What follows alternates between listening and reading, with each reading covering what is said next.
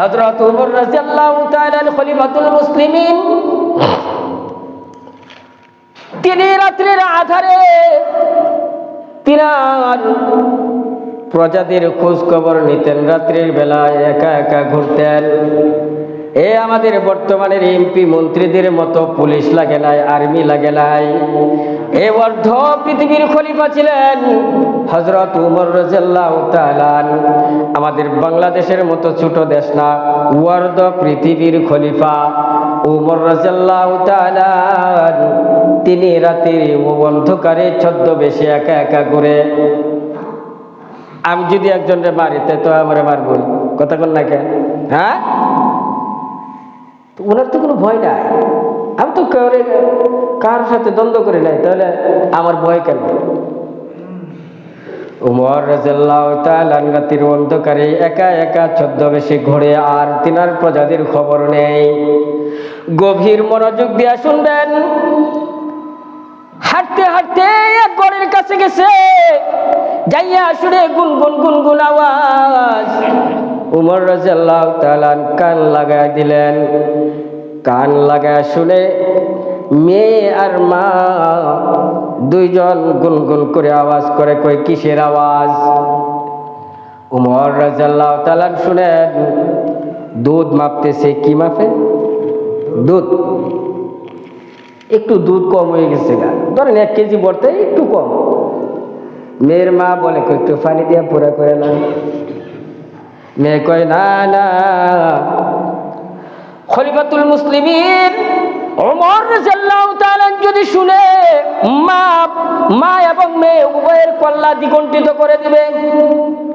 খলিফাতুল মুসলিমিন কঠিন মনের মানুষ, তিনি অন্যায়কে বরদাস্ত করতে পারে না। কয়, আরে তোমার খলিফাতুল মুসলিমিন আইসিনি? মা কয়, কি নিশিরাত্রে খলিফাতুল মুসলিমিন এখানে আসছে, সেকে দেখবে? মেয়ে বলতেছে, কয় মা, খলিফাতুল মুসলিমিন আসে নাই মানলাম, কিন্তু আমাদের যে একজন সৃষ্টিকর্তা আছে আল্লাহ রাব্বুল আলামিন, তিনি রাতের অন্ধকারেও দেখেন, দিনের আলোতেও দেখেন। কয়, যারে আগুনের মধ্যে ফালা দেই তিনাকেও দেখেন, যারে নদীর মধ্যে ফালা দেন তিনাকেও দেখেন। ইউনূস আলাইহিস সালামকে মাছে খেয়ে ফেলছে, ওই মাছ নদীর ভিতরে নিয়ে গেছে। 1 দিন নয়, 2 দিন নয়, 40 দিন পরে ওই মাছ আবার সুন্দর করে ফিরে দিয়ে গেছি। ও মা, তুমি তো বলতেছো দুধের মধ্যে পানি দিবা, এটা তো অন্যায়, এটা তো অন্যায় করা যাবে না। আর ওমর রাদিয়াল্লাহু তাআলা না দেখলো, কিন্তু আমার আল্লাহ তাআলা তো দেখতেছে। সুবহানাল্লাহ। আশিক মা শুকরা কিরম জিস কিরামান কাতিবিরা হাম খবর নিস। আরে আশিক মাসুকের খেলা, মেয়েটা আল্লাহর পাগল হয়ে গেছি, মেয়েটা আল্লাহওয়ালা হয়ে গেছি। এই জন্য মেয়ে বলতেছে, মা পানি দিবা খলিফাতুল মুসলিমিন ওমর দেখবি না, কিন্তু আমার আল্লাহ তাআলা তো কুদরতি ভাবে দেখতেছেন, মারে পানি দেওয়া যাবে না। এই কথা শুই না ওমর রাদিয়াল্লাহু তাআলা চলে গেছি। ওমর রাদিয়াল্লাহু তাআলা খলিফাতুল মুসলিমিন তিনার আসনের মধ্যে বৈশা পরের দিন ওই মেয়ে এবং মাকে খবর দিছে, এই যাও অমুক বাড়ির মেয়ে এবং মা দুইজনকে আমার কাছে ডাইকা নিয়ে আসো। নিয়ে আসছে। মাকে জিজ্ঞাসা করে, রাত্রে তোমরা কি করছিলা? মার কলিজায় পানি আছে? কে জিগাইছে? ওমর রাদিয়াল্লাহু তাআলা কে জিগাইছে? যে উমর হাদিসের মধ্যে আসছে, উমর রাদিয়াল্লাহু তাআলা যে রাস্তা দিয়ে যাইতেন, শয়তান 40 দিন ওই রাস্তা দিয়ে যাইতেন না। খলিফাতুল মুসলিমিন উমর রাদিয়াল্লাহু তাআলা জিগায়, এই রাত্রে কি করছিলা? মহিলার অন্তরে কম্পমান সৃষ্টি হয়ে গেছে। হাই, বলছিলাম আমার মেয়েকে যে উমর কি রাত্রে আসবো নাকি। হাই, কেমনে শুনলো? মহিলা কান্না বিজড়িত কণ্ঠে বলতেছে, ও খলিফাতুল মুসলিমিন, পানি দিতে বলছিলাম তো ঠিক আছে, কিন্তু পানি তো দেই নাই, পানি দেই নাই। আজকে আমরা ব্যবসা করতে যাই, ওই যে পরীক্ষা দিতে গেছিল আমাদের ছেলেরা বাস্তা মাদ্রাসায়, দুধওয়ালারা দুধ কিনে নিয়ে ওই বাস্তা মাদ্রাসা মসজিদের থেকে বালতি ভরে ভরে পানি দিতেছে। আমাকে বললাম পরীক্ষা শেষ হয়েছে, জিগাই কি ব্যাপার, দুধে পানি দেন কেন? কয় তোমরা বুঝবে না, যাও। ব্যবসা দুনিয়া, 2 দিনের দুনিয়া, তুমি পানি আর দুধ একদমে বেচতেছো। হ্যাঁ, আরে ঘটনা মনে হয়ে গেছে, ওইদিকে যাইতেছে না। যে কথা বলতেছিলাম, উমর রাদিয়াল্লাহু তাআলা ডাক দেয়া বলে, কই তুমি দেও নাই তো ঠিক আছে, কিন্তু তোমার মনে তো আল্লাহর ভয় নাই, তবে তুমি গরিব মানুষ, দুধ বিক্রি করে খাও। তোমার যে মেয়েটা আছে, তোমার চাইতে তোমার মেয়েটা পরহেজগার। কিতাবের মধ্যে লেখে উমর রাদিয়াল্লাহু তাআলা ওই মেয়েটাকে তিনার পুত্রবধূ হিসাবে গ্রহণ করে নেয়, কারণ এই মেয়ের ভিতরে তাকওয়া আছে, পরহেজগার আছে, আল্লাহর ভয় আছে।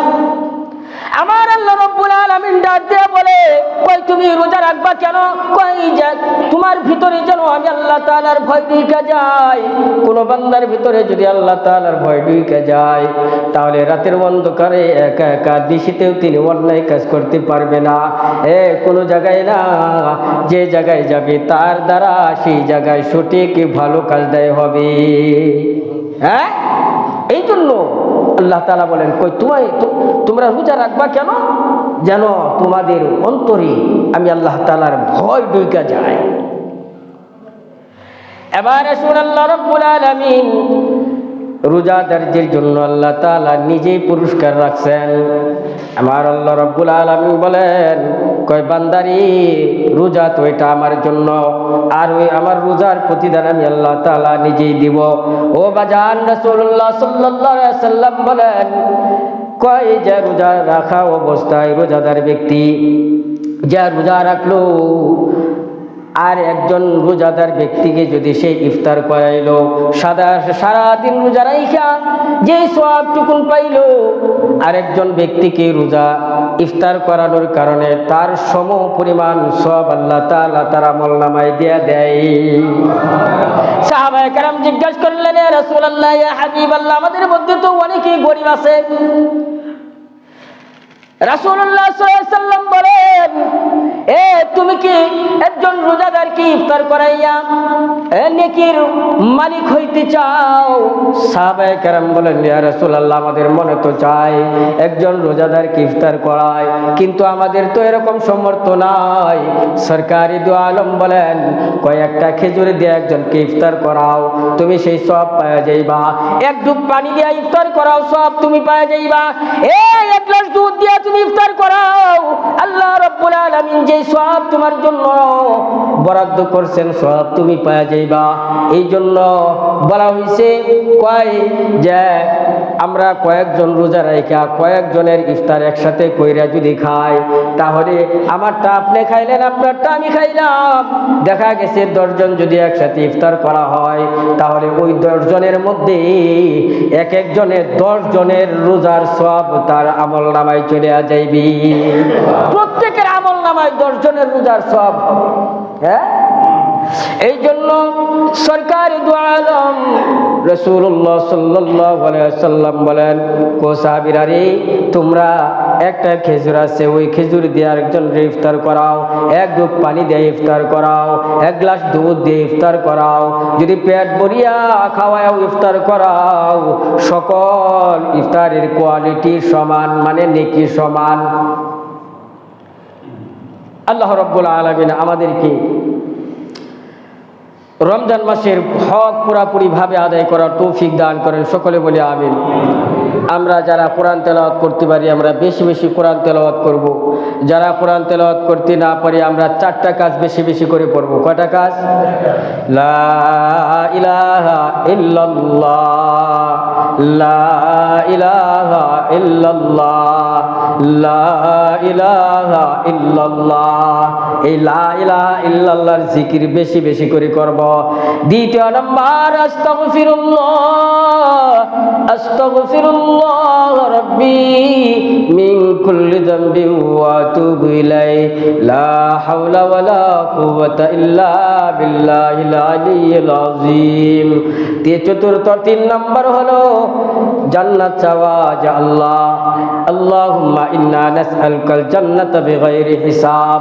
ইয়া আল্লাহ, আপনার কাছে আমি জান্নাত চাইতেছি, বিনা হিসাবে জান্নাত। 4 নাম্বার হলো আল্লাহুম্মা আজরিনি মিনান নার। ও আল্লাহ, আপনার কাছ থেকে জাহান্নাম থেকে পানা চাইতেছি। অর্থাৎ লা ইলাহা ইল্লাল্লাহর জিকির বেশি বেশি করে করা, ইস্তিগফার পড়া, জান্নাত চাওয়া, জাহান্নাম থেকে মুক্তি চাওয়া। আল্লাহ তাআলা আমাদের সকলকে এই 4টা কাজ বেশি বেশি করার তৌফিক দান করেন। সকলে বলে আমিন। ওয়া মা আলাইনা ইল্লাল বালাগ। আসসালামু আলাইকুম।